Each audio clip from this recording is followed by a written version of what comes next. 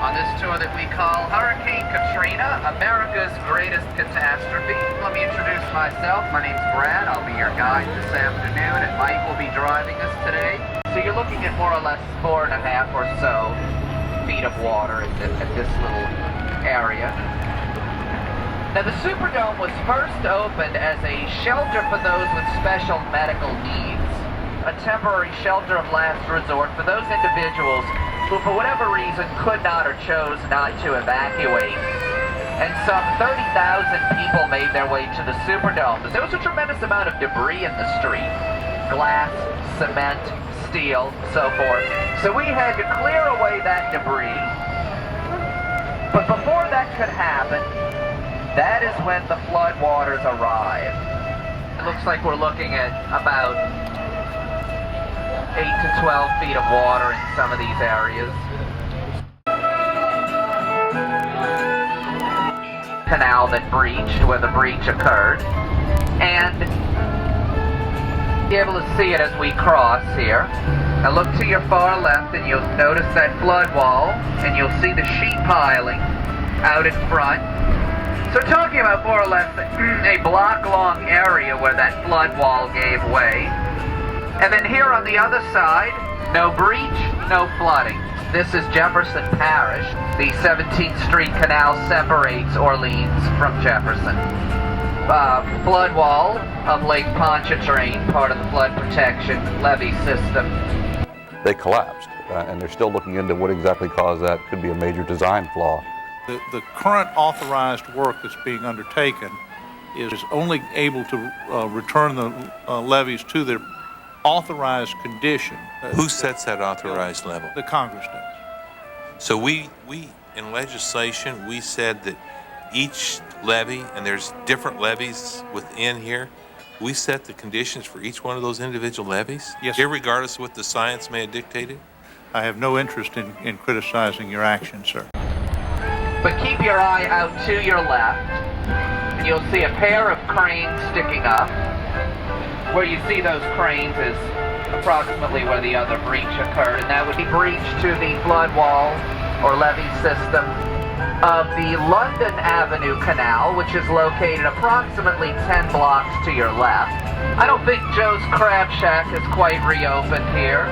And there again you see the old lighthouse fallen on its side.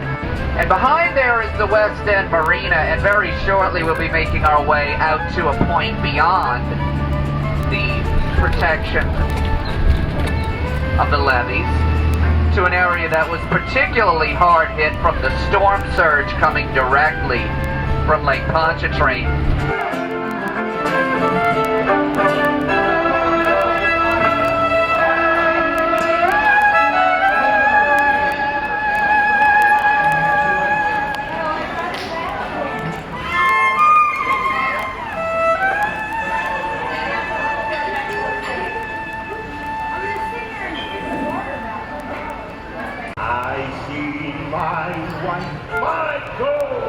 Looking like a rich man with her proper double.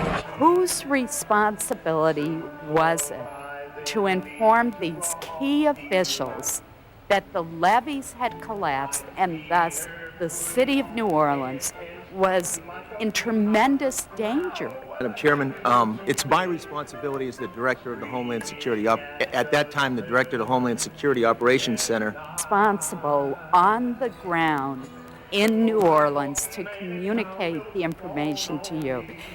At that time it was Mr. Brown, Secretary Brown, Undersecretary Brown. She said, Wolf, this is Armageddon.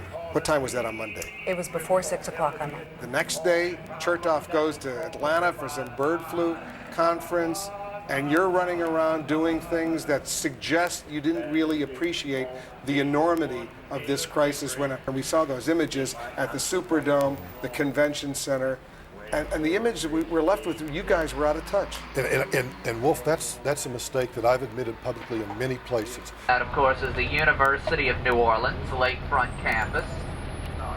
You're going to see, again, the FEMA trailers up ahead here to your right, and those are for students and faculty members A little under 650,000 total number of rental assistance recipients. A large portion of our staff that isn't back in housing. We still have staff members that their families are elsewhere because schools are not reopened. They're not bringing people back yet because hospitals are not reopened. We determined that FEMA purchased nearly 25,000 manufactured homes at a cost of $857 million and around 1,300 modular homes at a cost of $40 million. Almost 11,000 of those manufactured homes are sitting on runways in the open fields in Hope, Arkansas. The homes are sinking in the mud and their frames are bending from sitting on trailers with no support. They may have to be disposed of. Texas took 450,000 Louisianans with open arms, but yet when I turn around and try to move them back to Louisiana and put them in some of the parishes, we were told, not in my backyard. I think the legislation that you passed, allocating the $6.2 billion, gives a great deal of flexibility to Louisiana, Mississippi, Alabama, and Texas. I'm going to make sure that the money is spent in a very productive manner, and it does not make sense to build where there's a possibility that this might happen again.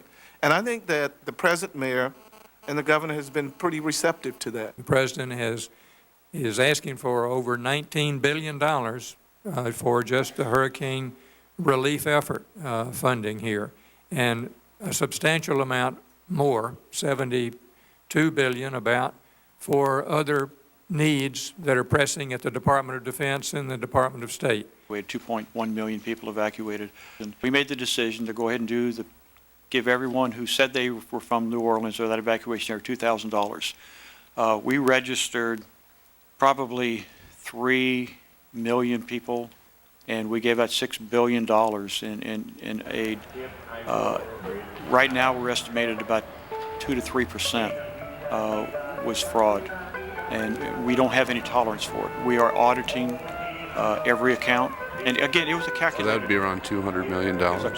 Well, it's a difficult situation. The storm is hugely complex. The coverage issues are hugely complex.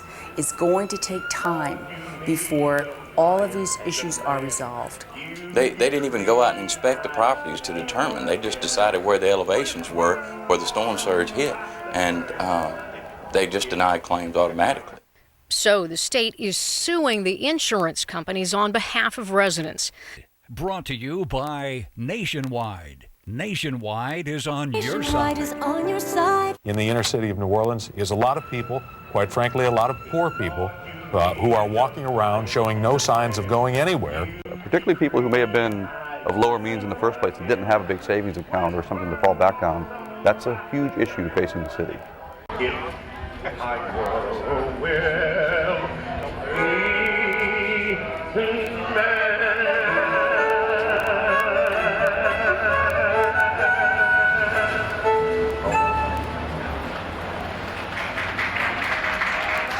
For every mile of wetlands, it allows for us to subside a storm surge by 1 foot.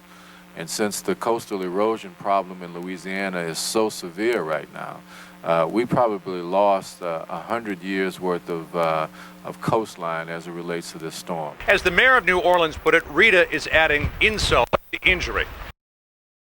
Today, water cascaded out of the canals, battered homes with more than 8 feet of water. In fact, Rita's path is taking it right over the heart of the entire Gulf Coast oil industry. We're bringing New Orleans back.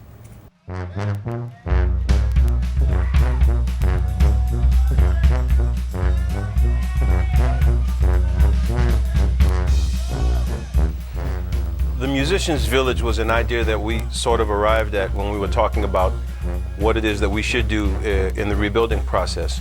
We decided that we were going to focus on picking a neighborhood in New Orleans, the Upper Ninth Ward, part of the 3rd District, and start rebuilding houses there and hope that this will spur some sort of revitalization of a neighborhood. Lake Vista neighborhood as a possible model or a blueprint as to how some of the not so salvageable neighborhoods of our city could be rebuilt. Some people who evacuated are finding that their needs are being met better where they are. So it's been a question of, do you try to repopulate the city as it was before? I think it'll be very interesting to see over the next few years how a variety of things change: the political institutions, the socioeconomic makeup of the city, the availability of certain services.